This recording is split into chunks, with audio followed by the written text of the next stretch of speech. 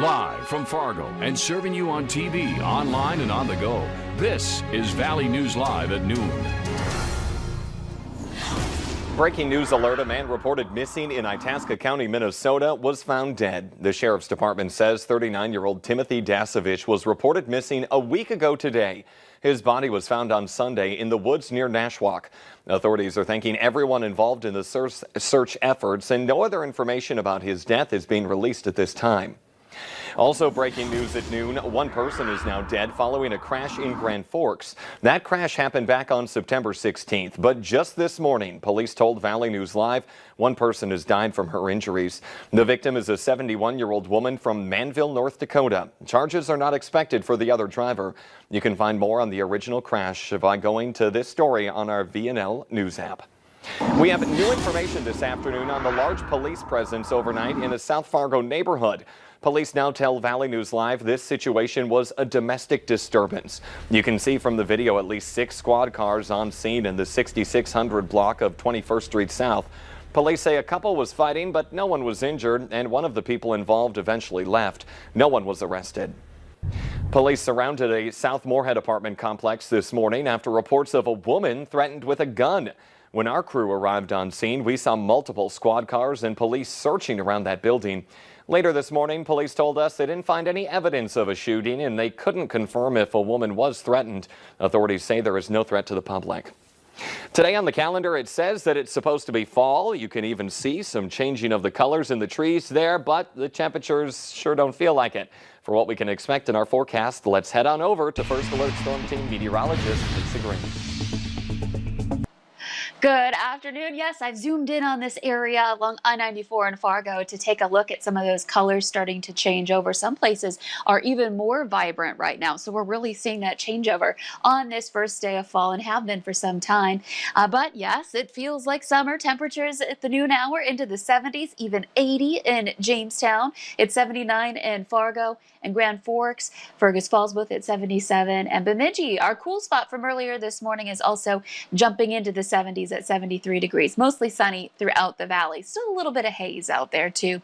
Winds are light out of the south. We've got one spot up in Langdon where we've got that gust to 21, and that may be the area up along the border again where we see those wind gusts, but about half of where they were yesterday. We're looking at around 20 miles per hour there. Otherwise, a quieter day today as far as the wind is concerned. And I mentioned the clear skies. I've got our visible satellite picture here, and you don't really see much of anything there. We're going to keep that sunshine around as we head into the afternoon and keep those temperatures on the rise too, back into the 80s for a lot of us. We'll let you know how long this lasts coming up. A perfect afternoon out there. All right. Thank you, Lisa. New at noon, a crash involving a city bus blocked a downtown Fargo intersection for some time this morning. It happened around 10:30 at the corner of 4th Street and NP Avenue. Crews were called on scene, but scanner traffic indicates no one was seriously hurt. The extent of damage is unknown at this time. The Columbia Road overpass in Grand Forks will be a construction zone for the next few weeks as crews work to fix it. The city says a finger joint on the bridge failed. Traffic will be down to one lane in each direction. Work should be done by the end of October. North Dakota and Minnesota's latest COVID-19 numbers have now been released. Today, North Dakota is reporting 118 new COVID-19 cases. That's a daily positivity rate up to now 9.14%.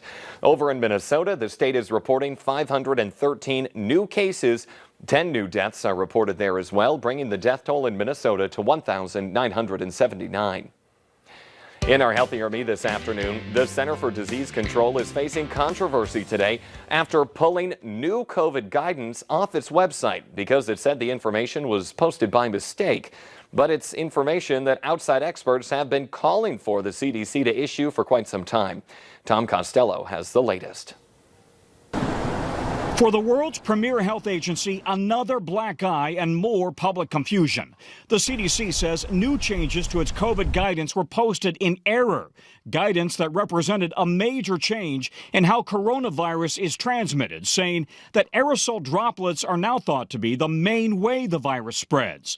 Small particles that are produced when an infected person coughs, sneezes, sings, talks, or breathes. That last word, breathes, is important. but it's no longer on the website. A former CDC director says this latest misstep only further undermines the agency's credibility. They haven't been allowed to do their job. This is not a failure of public health. It's a failure to support and be guided by public health. Throughout the pandemic, the CDC has been accused of inconsistent messaging, bowing to political pressure from the White House. In late August, the agency abruptly reversed different guidance, suggesting people who were exposed to COVID but were not symptomatic did not need to be tested. The CDC director was asked to explain that to Congress. The CDC guidance that came out was clearly misinterpreted. The New York Times then reported the sudden change was ordered by Trump political appointees over the objections of veteran CDC scientists. Last week, the agency reversed itself again, saying if you've been in close contact, such as within 6 feet of a person with documented COVID infection for at least 15 minutes and do not have symptoms, you need a test. Now, new mixed messages over how well COVID is spread in aerosol form. Many of us in my field have been saying this since February, and all of the science has supported it since that time that airborne transmission is happening. We've been urging CDC and WHO to update their guidance. The advice for businesses, restaurants, and schools trying to reopen: open up the windows, bring in more fresh outdoor air, or use higher grade filtration that can clean airborne viral particles out of the air. And while 6 feet of separation is good, scientists say you're going to be safer with 12 feet or even more, especially if tiny droplets are flying in aerosol form. The CDC says it will update its official information soon. A new study reveals mental illness treatment for American adolescents varies widely. Researchers from Princeton looked at treatments for over 200,000 12-year-olds.